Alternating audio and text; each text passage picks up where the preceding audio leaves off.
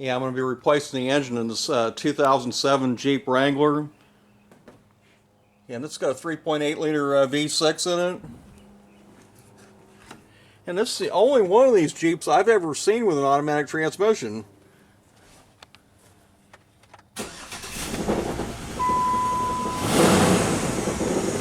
Yeah, and you can definitely hear there's something wrong. Yeah, and this is owned by some young girl. As you can see, there's lipstick in here. There's probably panties under the seat. So on something like this, you want to pull that cover off that covers up the flex plate and make sure it's not broken. Normally when they're broken, it's up near the crank, where it bolts to the crankshaft, and it's hard to see. But the oil on this thing, it's full of oil, and it's got this gold color to it, so I'm sure that's where our problem is. It's definitely inside the engine. And the customer said the oil light was on. It wasn't on when I just started it up, but probably when it's hot, it's on. So we definitely got probably a rod bearing or something that's gone. Yeah, I took the fan out of there to give it more room. I was going to take the radiator out, but to do that, you got to take the AC condenser loose, and it's hard to get to the bolts. Because on this one, I think I can just take the AC compressor off and tie it up out of the way and not have to recharge the system. That's why I'm going to do it that way. Another good idea is spray WD-40 on the exhaust manifold bolts. Yeah, so I took and zip tied the AC compressor out of the way. That way I don't have to charge the AC. And I took the power steering pump and did the same thing with it, so I don't have to disconnect the lines. And I've also took the torque converter bolts out. And I think with a wiring harness on this, you can unplug the whole thing and leave it attached to the engine. Got the engine out of the Jeep.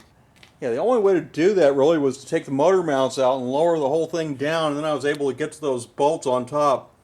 I couldn't even get them from underneath with a long extension with a universal on it. It just wouldn't go. Yeah, and you can see all the metal in this oil pan.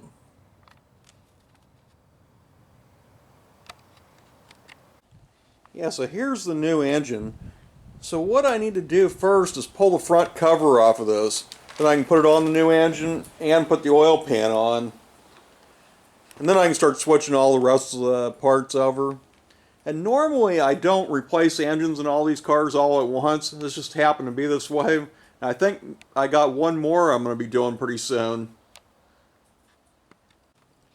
Yeah, and a good way to pick these engines up is with these straps through the exhaust manifolds. There's really no place to bolt anything to it. And I think I bought these straps at a safety supply place called U-Line. And you'll find them real easy if you look on the internet. And to get the harmonic balancer off on these engines, they do make a special puller. I don't have one. So what I use is just a regular 3-jaw puller. And what you have to do is take one jaw off to get it in there, and then put the jaw back on, and it works perfect to pull these off. So and here's how the puller goes in there. I had to use a smaller puller. It just wouldn't go on this engine. Most of the Chryslers, that other one will go, but not on this. And you also have to put the bolt in the crankshaft so it doesn't screw all the way in there. You know, this Jeep only has like 107,000 miles on it, but I think the engine's been replaced before. So here's like the camshaft position sensor, and they all have gray gasket sealer around everything on here, and that wouldn't have came from the factory that way. It also has these things on the freeze plugs, and I've never seen an engine from the factory with those on there. That normally is from an engine rebuilding place. They put those on there, so if it gets hot, they fall off, and then they know you got it hot. Okay, so now I'm ready to clean the front cover up, and the oil pump's also in the front cover. And it came with a new oil pump. This guy bought this as some kind of kit, and it came with everything except the oil and the antifreeze. Came with new hoses, spark plug wires, everything. I'm not sure who he bought it from.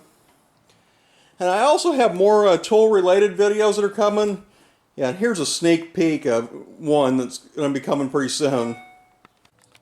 Yeah, so here's it with the oil pump taken apart. And this plug also has to come out. That's where the oil pressure regulator is, and there's a spring and a piece in there, and it comes with a new one. So I have to figure out how to get that plug out of there without damaging nothing. Yeah, so how I ended up getting this plug out is I screwed a 9/16 tap into it and it started turning around in circles and it pulled it out. First I tried drilling a hole in it and tapping it 1/4 20 and screwed a bolt and a nut in there, but it just ripped the bolt out. So the tap's the only way to take that out. And then I reached in there with a little tiny needle nose and I was able to pull this piece out because it broke the end off when I drilled through that. And this is just plastic. But the new oil pump comes with all new stuff to put in there. So now we're ready to clean this cover up. Yeah, and before you take these plugs out, you should always look at it and see how far it goes back down in there so you know how to put it back right. Yeah, I got the gasket surfaces all clean. And this is what I use. I've showed this in many videos. It's a surface prep tool with those roll-lock discs, the Scotch-Brite pads on it. Most people use this a 90-degree die grinder. But here's the actual part number. Yeah, and I always clean the gasket up before I wash this in the parts washer. Then I can get all that dust out of it real good. Yeah, so I got the front cover all cleaned up. So now I'm going to replace the front seal, and then I'm ready to put the oil pump in it. Yeah, the first part is to put this piece back in here, and we'll put a little bit of oil on that before I put it in there. The original one was plastic, this one's metal. But don't put any grease on the oil pump, only put a little bit of oil on everything and that's it. And I already got the new seal in it. The oil pump also came with a new front seal. Yeah, and this is about exactly how far this plug was in here. Yeah, it's down just a little bit, maybe about 1/16 of an inch where it's not flush. Okay, so that piece just fits in there like that, and I put a little bit of oil on it. And it comes with a new front cover, and it also comes with this O-ring for the pickup. It says to replace the pickup, but I'm just going to clean that real well. Yeah, another thing that's a good idea is put a little bit of grease on the inside of the seal so when you put it together it doesn't get damaged. So next I'm going to clean this oil pan and the pickup. Then I can take it out of that box and put the oil pan and the front cover on it. And then I'll start switching all the parts over. Yeah, I don't know how well this is going to show up, but this is all the metal from the bearings on that old engine. It's just full of it. And I've taken a flashlight and looked in this pickup and got it perfectly clean in here.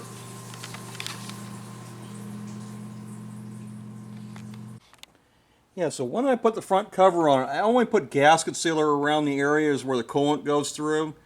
And a lot of people put it all over everything. It just makes creates a mess.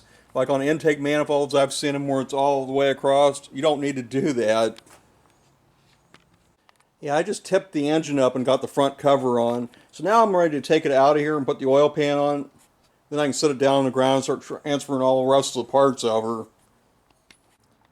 Yeah, I got the oil pan and the pickup on it. You also don't want to forget to put this little cover on here behind this front cover. That covers up where the oil pump is.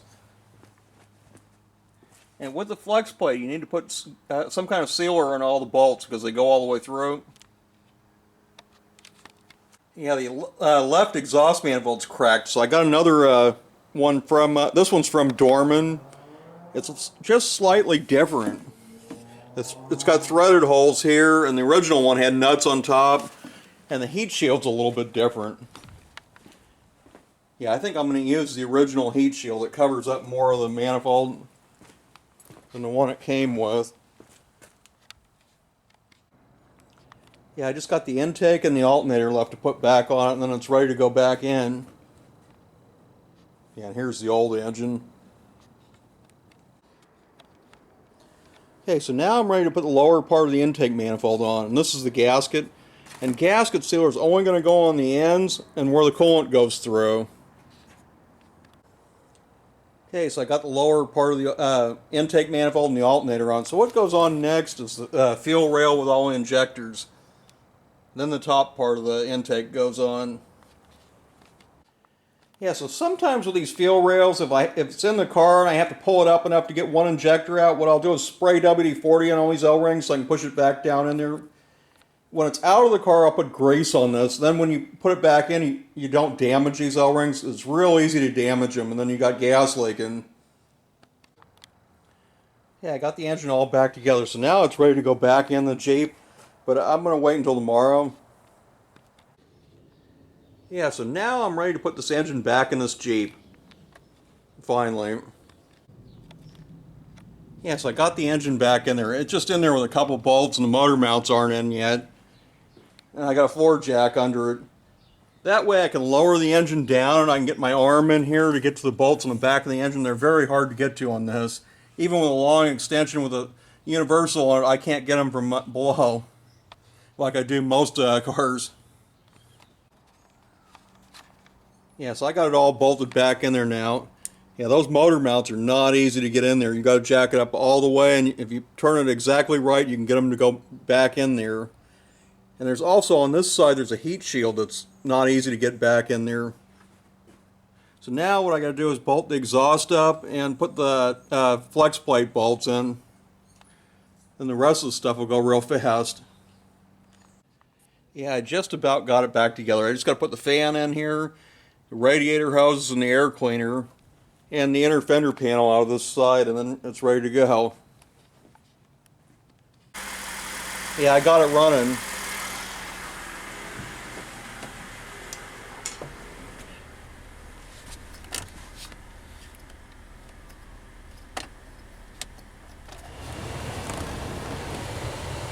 Yeah, and anytime you do anything like this where you drain the coolant out, you should run it until it blows hot air out of the heater. Then you know there's no air pockets trapped in the engine before you give it back to the customer. Yeah, so the Jeep's pretty much done. I'm just going to put this inner fender panel back in and that's it. I had one little problem with the oxygen sensor. That, I don't know if you can see it or not. But that plug, the wires pulled out of it, and I had to put them back in, and I got it to work now.